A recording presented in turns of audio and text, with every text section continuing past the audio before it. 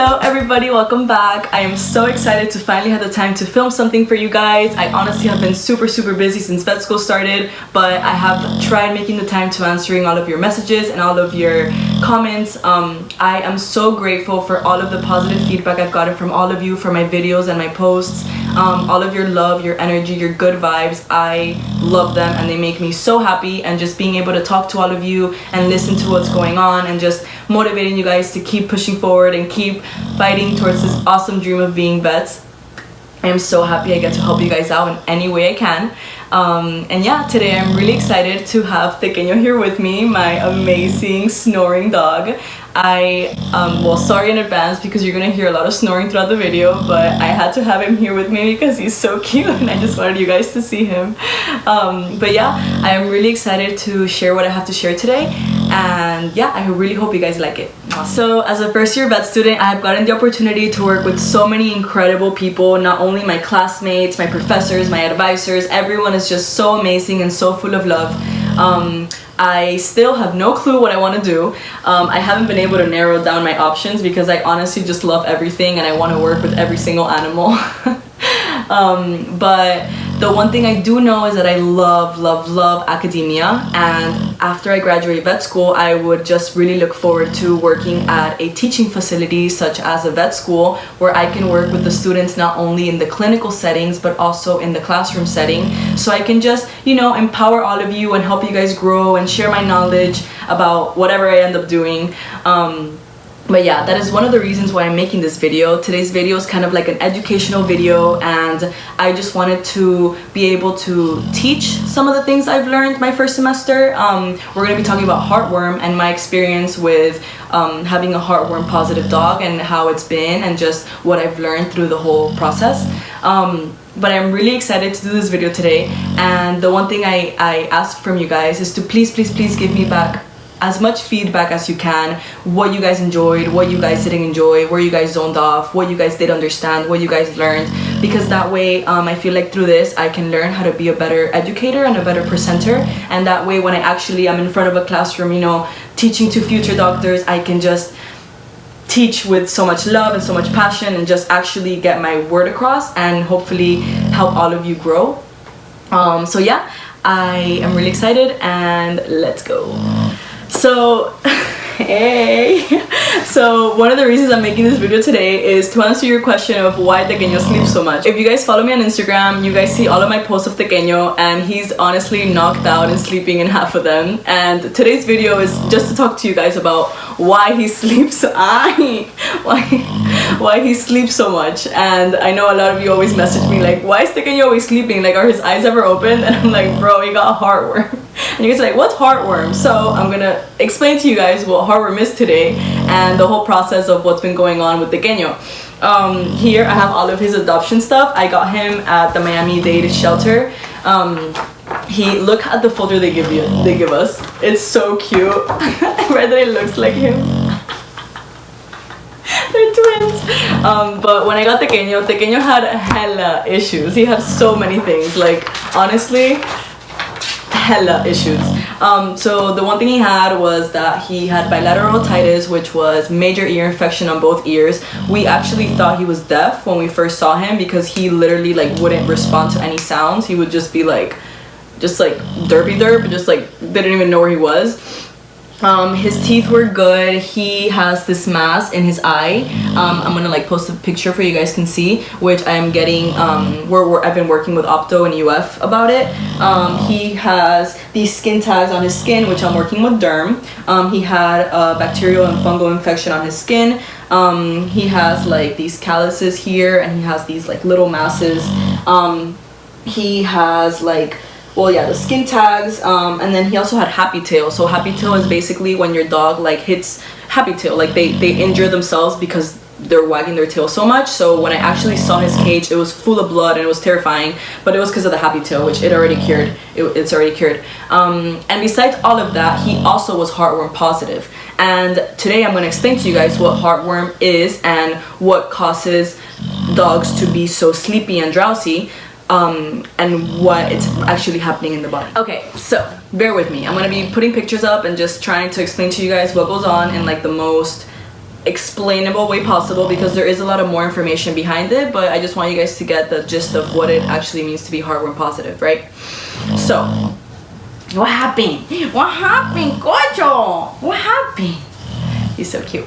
Okay, so we're gonna be talking about heartworm, and heartworm's fancy bougie word is Dirophilarius immitis, okay? And everything I'm gonna be sharing with you guys is what I've learned in the classroom, in parasitology and clinical skills, all of the articles I've been given as a heartworm positive dog's mom, and just basically what I've researched and things I've learned. There is way more science behind this all, but I want to just like give you guys the gist of what it means, so that way you guys can be awesome pet parents and take the precautions to prevent it from happening to your own dog, right?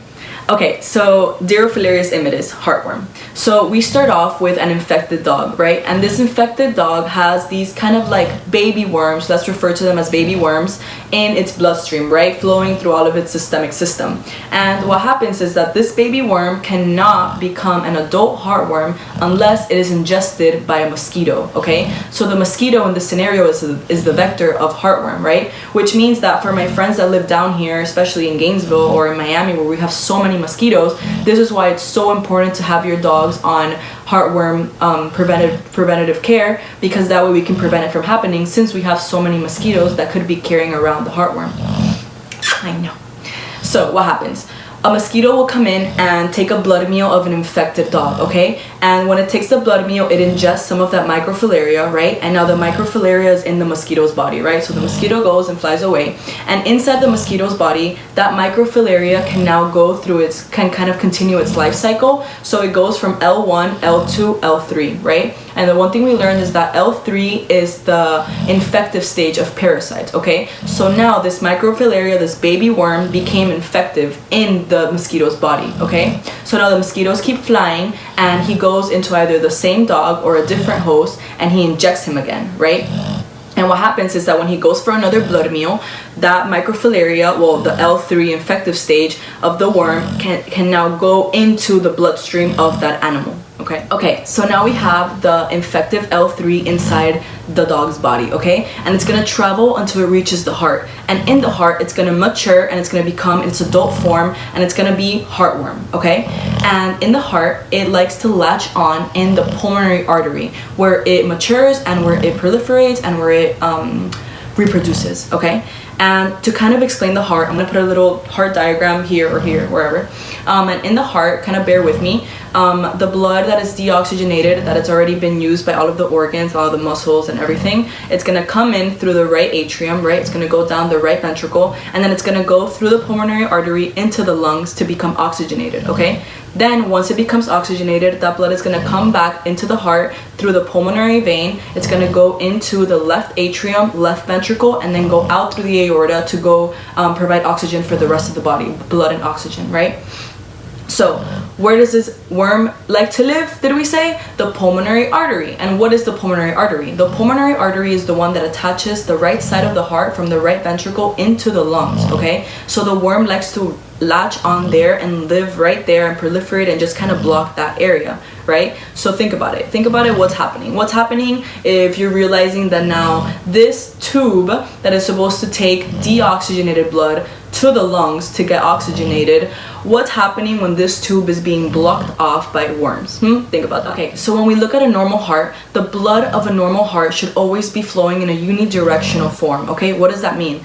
There should not be backflow. The blood should always go from the right atrium, right ventricle, pulmonary artery, pulmonary vein, left atrium, left ventricle, aorta, okay? It should always go in that order, right?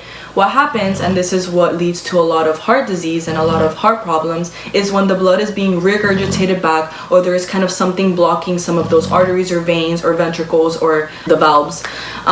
So in heartworm, what is happening? If we think about Pequeño, his body's not getting enough oxygen, right? Why? Because not enough blood is being oxygenated to go feed the rest of the body because of these worms, which is a reason why he sleeps so much. He's exhausted, he's tired, he has exercise intolerance. This guy will run for 5 minutes and then pass out because he's not getting enough oxygen to his body, right? And that's what happens with heartworm.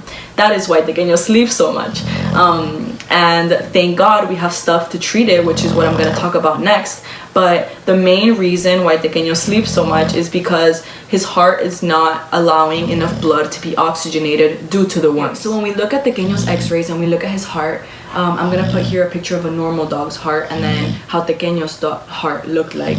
And he basically has cardiomegaly, because if you think about these worms living in the pulmonary artery, right, and we think of the blood trying to move unidirectionally but now being kind of blocked off and being regurgitated back into the right ventricle, this means that the right side of the heart is working harder. Why? Because it needs to push now more fluid that is being regurgitated back to it into the lungs, right? So what happens when you go to the gym and you work out when you work out these muscles, bro? What happens when you work out muscles? They get bigger, right? So cardiomegaly means that the right side of the heart is now bigger, right? And if you look at Pequeño's x-rays, you can see that his heart kind of looks like an inverted D, right? And that's what they refer to, an inverted D. And it's basically that the right side of the heart, its muscles are having to work harder to push that blood, and now his heart is bigger, right? Not only is his heart bigger, he's not getting enough oxygen to the rest of his body, and heartworm, if not treated, can cause death because the heart stops working, because you literally exhaust the heart because it's working so hard to be able to do its function. So how can we prevent this? Very easy. Prevention is so easy, and I know that a lot of people don't know what heartworm is, and that's another reason why I'm making this video, to just educate you guys on what goes on. And we have a lot of trouble with owners not wanting to do heartworm because they just don't know what it is. They don't really know the extent of it, but especially living down here in Florida, it's super important because we have so many mosquitoes and we really don't know what's biting our pets. I personally use Interceptor Plus because that's the one that I was given by the shelter, but I know that there's HeartGuard and there are other ones that also do like ticks, fleas, they do parasites. You have a lot of options. It's a chewable, you give it to them once a month, and it prevents that microfilaria from living in their bloodstream, right? And it also prevents heartworm.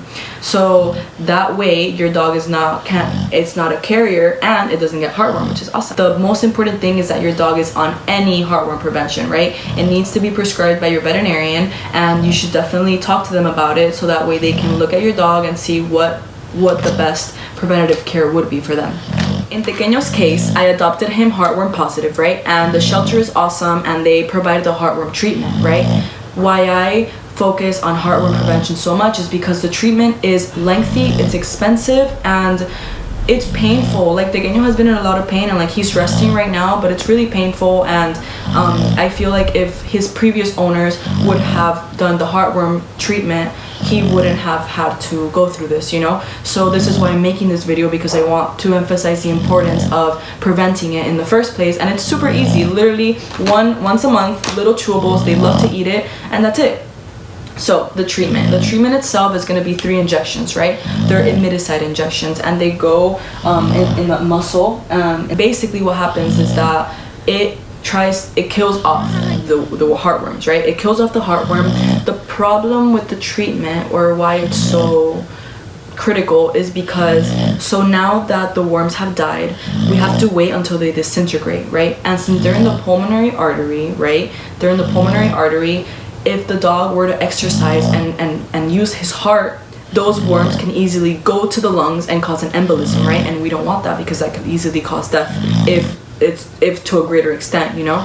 So what happens is that during the whole treatment, Pequeño or the dog has to be in strict cage rest, okay? They have to be just sleeping. They can't be doing any harsh physical activity that could be stimulating the lungs or the heart. That's very hard when we're talking about younger dogs. Thank God Pequeño's older, but usually with other dogs it's more difficult because they're so full of energy. So throughout this process of the treatment, Pequeño has been just resting and we are preventing any physical activity, right? The treatment goes on for about a couple more months. Apparently around May, June, we can start looking at his heart and seeing if the worms have died off, and then we can start slowly doing more exercise and him being more active, which I'm really excited about.